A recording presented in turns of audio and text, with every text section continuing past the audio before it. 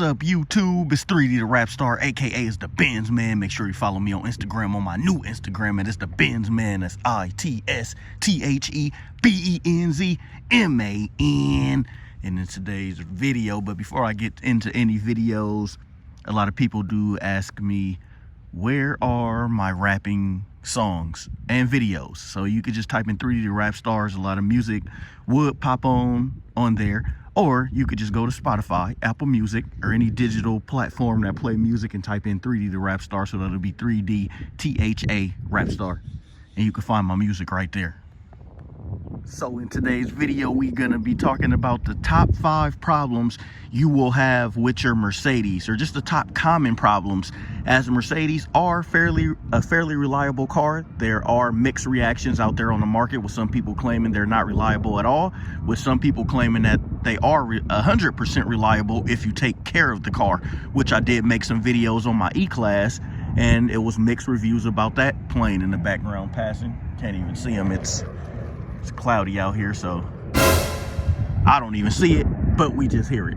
But back to the video. So, you know, there's a lot of mixed reviews. So from the C-Class to the S-Class, I'm going to give you guys, there's a CL 550 shown in this video, but I'm going to give you the top 5 problems that really can happen with any car. So with any car standard, your top 5 Mercedes Benz problems, whether you have a Mercedes and trying to look out for problems, or you're in the market to get a Mercedes, I'm going to break it down to top 5 problems, or not even problems, just the common issues with these cars that you need to be on the lookout.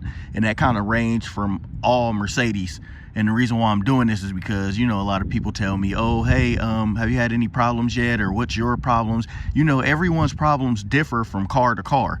But with that said, I want everyone to keep in mind, I'm just going to do the basic problems. And like I said, no order from top to bottom. So if you're in the market to get a Mercedes, or you already have one and want to prevent something from happening, I'm going to go over some of the problems and some of the stuff from my experience that can happen to your car. All right, so starting off with one is going to be, I want to say it's going to be your air suspension, your airmatic suspension, anything suspension related, because you know these cars feel like you riding on Aladdin's carpet. They feel like you riding on butter with no toast. It just feel that good. But so the first thing I want to talk about is these components, anything from the suspension related. So anything going in here to your control arm struts, to the suspension failing itself. You know, different ones are complicated. They say that the airmatic is a little better because it's a little newer system, but the ABC, which is what I got on this car, is worse. So if you are in the market looking for a CL, just be aware that it does has the ABC suspension. Well, my year does, from the 2007 to the 11, or to the 10, with the 11 starting with the revised, you know, the 11 has the revised lights, which I like the back of this one better, because for the 11, what they did was they took the tail lamps out of here and put them in here, which I don't know why. I like that clean look with nothing running across right here. But it's all preference. It's all about what you like. So your air suspension can cost you anywhere from $700 upwards to probably, I want to say, $4,000. Anything like that. As we see, there's a GTR and there's a McLaren. Looks like it is Sunday. This is car showcase day. So it's a lot of nice cars out.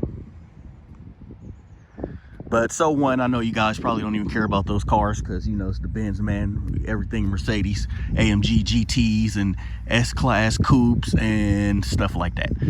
You see how I'm on uneven pavement, and this one sits higher. So you see how that one's right there? That one's like on the wheel. It does not rub, just in case, but it's because the road is, it just, you know, they adapt. So that's the best part. So speaking of suspension, so you can see how it's sitting. This one's a little higher. I mean, not by much, but the car always adapt to where you're at. So it looks like it's high right here.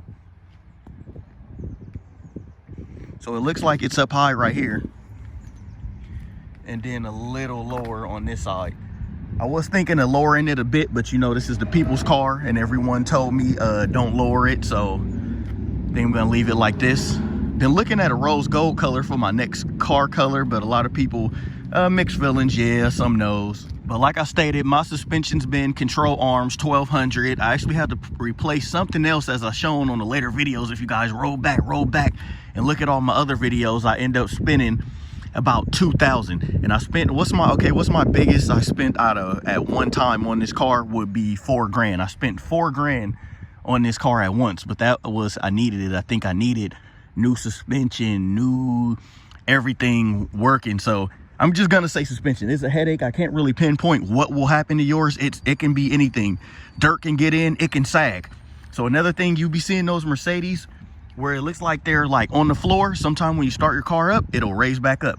Like my buddy CLS is currently having a problem like that, but it's still running. Like it may just have a leak in the suspension to where it drops and then it fills itself back up. So let's go on to number 2 with your car. So these cars, I'm gonna say, your engine mounts, you know, it's of course obviously in the engine inside, you know, under the hood. I showed that in another video and I don't want it to be too repetitive, so I'm not gonna go like pop the hood and try to show engine mounts because it's inside.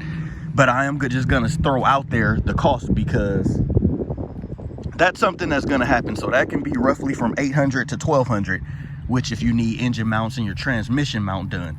So that's the cost of that. And I'm throwing that out there because these cars are made, like, I feel like they don't make that seal or that bond strong enough. So on your car, it's gonna go out, because, you know, we drive not heavy, but we want to rev it up. But to the person that don't really rev their engine or don't really step on the gas or never really give it no power, I want to say it probably won't happen to you, because you don't really, you know, step on it. It's for us, the people that step on it. But my engine mounts kind of stay worn. I mean, I got new ones. It feels way better, but there's still some vibration just due to me, you know, having the exhaust on my car and want to hear it. So number 2, engine mounts, and that's going to range from all Mercedes. Number 3, what I want to talk to you and everyone about, all my subs, is going to be the window regulator. So right now you see this clean pillarless frame. That's just on this Mercedes. Yes, it's pillarless, but if we just range and go across the car, so this right here, these automatic windows, you see how slow mine is going? I'm not saying that's gonna go out. It could be a battery problem. It could be, you know, various things. So right now I am currently at 87. I'm still at 87, and that's kind of good for a 2008 model car. You know, a lot of people tell me, you know, what year's your car? It's a 2008, so it's pretty old. But the window regulator motors on Mercedes in general go out, and these things could be upward of, just for one switch, could be $1,000. And now let's say, oh, okay, no, it's not that much, because it shouldn't be that much, because just one window don't roll down. So why? Okay, I'm trying to manage my money. Maybe it's just, okay, that window, maybe it's $200. Nope. On most Mercedes, you have to replace the whole thing. So if this goes out right here, if the regulator goes out, you got to repair. You're looking at a repair on all 4. Or basically, if one goes out, you're not looking at a repair on all 4. You're gonna need a new motor. You need a new window regulator motor. So that's the thing to look out on Mercedes cars, is that once something like that goes bad, or if it goes out, you basically need another window regulator motor. And that's roughly $1,200 and up, which is not a lot. This stuff is not costly if you know what you're getting when you buy a Mercedes. So number 4 is going to be, I'm going to talk about the Cadillac Converter. Mines have not failed, or if your car even has, if your Benz even has a Cadillac Converter, what am I talking about? And yes, it can fail, and you'll know it'll lack in performance, it'll lack in speed, it'll just lack in all this stuff hereby. I haven't had a fail in a Cadillac Converter. I'm not even sure if my car has a Cadillac Converter or not. You know, I'm not inclined that much on the CL like that, because it haven't happened to my car. But that's will be my number 4. I always hear a lot of people talk about the Cadillac Converters, and that's on a lot of cars. Cadillac Converters go out a lot. You always see people in need for them. You even see people try to take them from other people's cars, because that's one of the key components that people need and like a lot, are those Cadillac Converters in cars. So I do just want to mention that, even though mines haven't failed, but those things can fail. So always do, on Mercedes, do preventative maintenance. Preventative maintenance, what's that? That's maintenance where you take your car in and you get everything done, you get everything looked at, so you won't have no problems in the future. So going further, you won't have any more problems. And last but not least, we're about to have some fun with this one. Last but not least, I want to say it's going to be the check engine light. Let's see what happens today as I'm making this video. What's that on? Check engine light.